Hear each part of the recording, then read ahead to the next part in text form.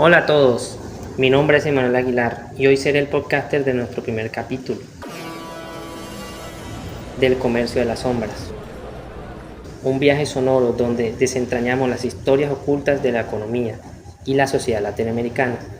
Hoy nos sumergimos en el intrigante mundo del contrabando en Nueva España durante los años 1790 y 1791, un relato de redes clandestinas, rutas secretas y políticas fallidas.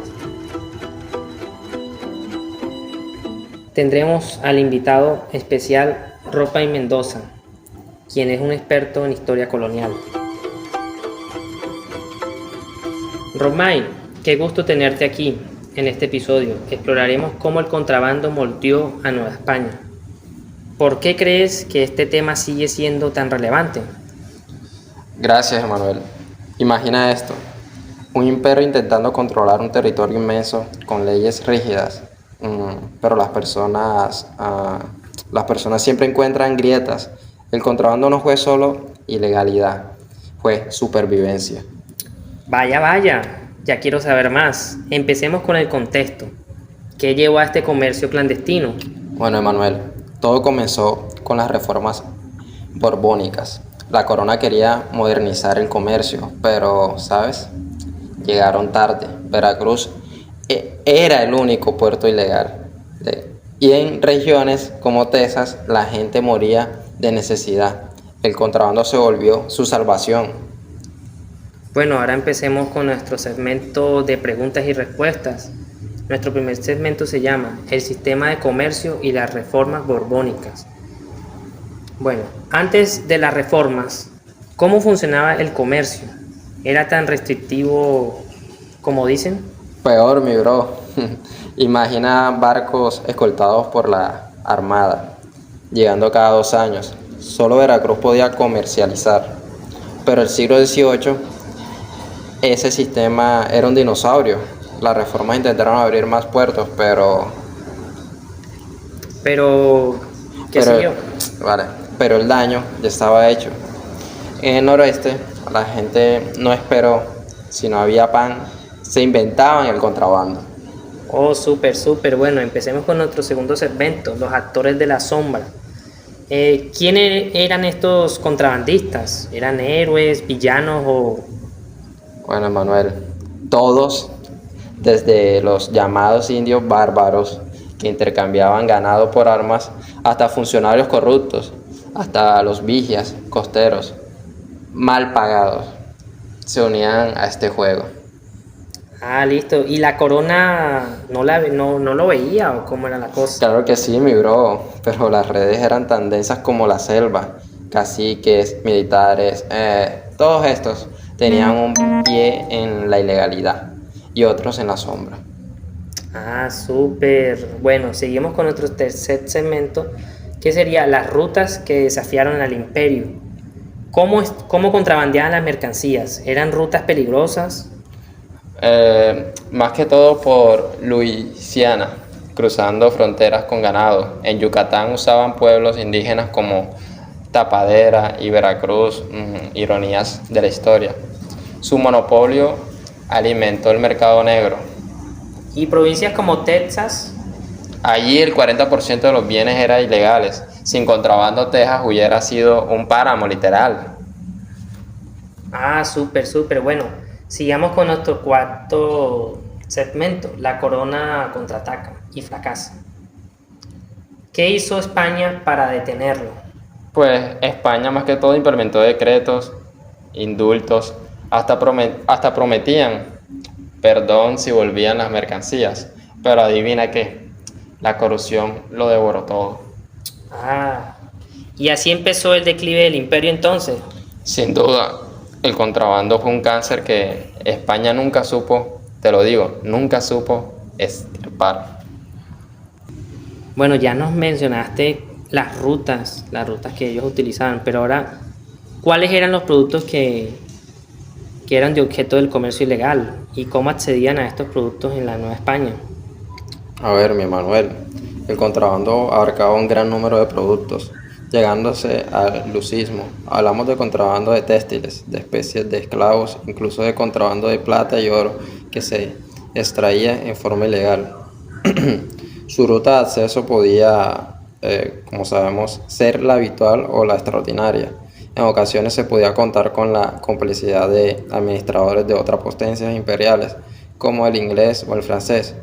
Por ejemplo, barcos con bandera inglesa llegaban a las costas no controladas de la Nueva España, Campeche o el Yucatán. Para intercambiar bienes prohibidos también existían rutas terrestres de conexión con otras colonias, por ejemplo, las que iban a Filipinas en el contexto del galeón de Manila. Oh, increíble. Era toda una red organizada entonces. Pero ahora, ¿quiénes eran los que tenían que mover esos productos? Bueno, Emanuel, aquí entran en juego varios actores, comerciantes minoritarios, locales o grandes redes internacionales de comercio, de incluso corsarios y piratas que realizaban las funciones de asalto de barcos españoles para revender sus productos en mercados negros. Bueno, Rob continuemos. Respóndeme esta pregunta. ¿Cómo afectó el contrabando a la economía de la Nueva España? Bueno, Emanuel, el contrabando tuvo un impacto económico enorme y bastante complejo. Por un lado, debilitó el control que la corona española ejercía sobre la economía colonial. La corona intentaba mantener un monopolio sobre el comercio, especialmente a través del sistema a flotas y galeones, que regulaba la entrada y salida de productos. Sin embargo, el contrabando socavó este sistema al introducir mercancías de manera ilegal. Pues tú imagínate que esto podría haber permitido que muchos bienes llegaran a la población a precios más bajos y en mayor variedad, lo que en cierta medida benefició a los consumidores. Ah, interesante toda esta historia que nos cuentas. Entonces podríamos decir que el contrabando tuvo un lado positivo para la población. Sí, pero en cierto modo. Para muchas personas, especialmente las clases más bajas, el contrabando significó acceso a productos que de otra manera habrían sido inalcanzables, debido a los altos impuestos y aranceles impuestos por la corona, pues. Sin embargo, no todo fue positivo, el contrabando también generó consecuencias negativas, especialmente para los comerciantes legales. Ah, claro. Entonces, ¿podrías explicarnos cómo afectó a los comerciantes ilegales, ya que los mencionaste? Por supuesto, Manuel. Bueno, esa pregunta me cae el pelo, ¿vale? Los comerciantes legales enfrentaron una competencia desleal, pues los productos introducidos ilegalmente llegaban a precios más bajos, lo que hacía imposible que los comerciantes formales pudieran competir. Esto llevó a la quiebra de muchos negocios legítimos y afectó gravemente a la economía formal. ¿No crees tú que además el contrabando fomentó la corrupción y el soborno, ya que muchas autoridades locales y funcionarios de aduanas se veían involucrados en estas prácticas ilegales? Esto a su vez erosionaba la confianza en las instituciones coloniales, ¿vale? Vaya, un dato interesante. Eso suena como un círculo vicioso. Pero, ¿cómo afectó esto a la sociedad en general? Bueno, ya eso lo habíamos hablado un poco antes, pues en sí el impacto social fue igual de profundo.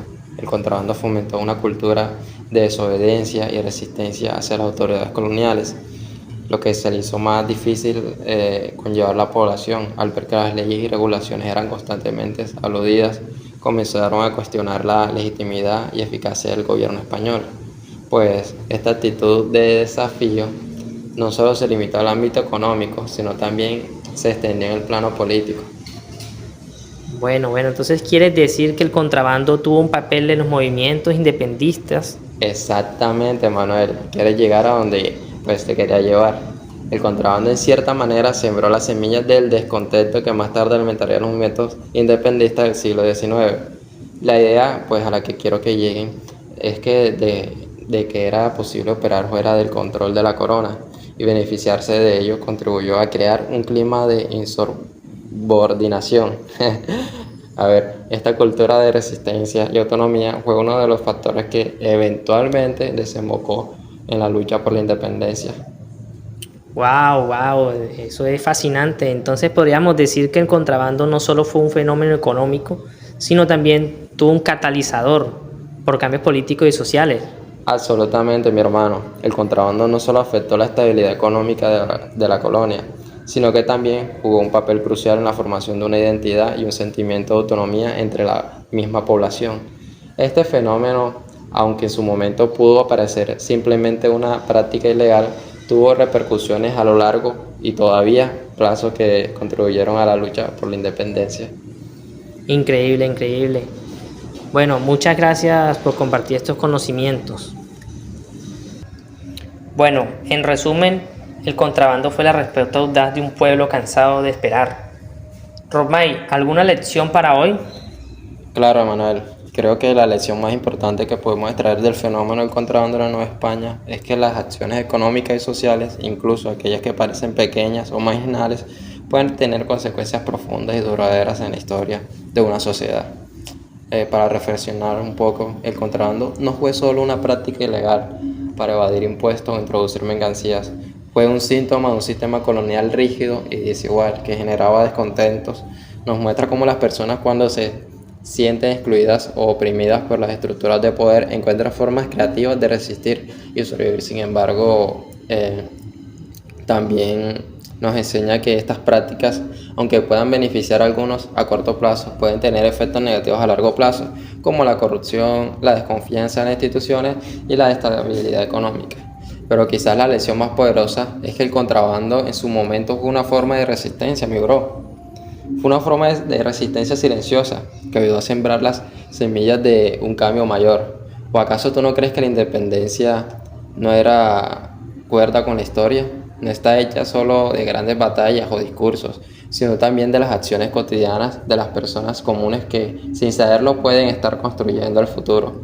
Así que, para terminar, los invito a pensar en cómo las acciones aparentemente pequeñas pueden tener un impacto significativo en el mundo que nos rodea, y sobre todo a recordar que la historia no es solo algo que ocurrió en el pasado, sino algo que estamos construyendo cada día con nuestras decisiones. Tienes muchísima razón. Bueno, gracias, Romay. En el próximo capítulo seguiremos las huellas del contrabando en el sur. No te lo pierdas. Y si este viaje por las sombras te atrapó, suscríbete y compártelo. Busca @comercio-las-sombras en redes. Y recuerda, la historia no es solo luz. A veces las sombras guardan las mejores historias. Bueno, muchas gracias, Emanuel, por haberme invitado a tu podcast, y prefiero vernos en el próximo capítulo. Listo, muchas gracias. Hasta la próxima.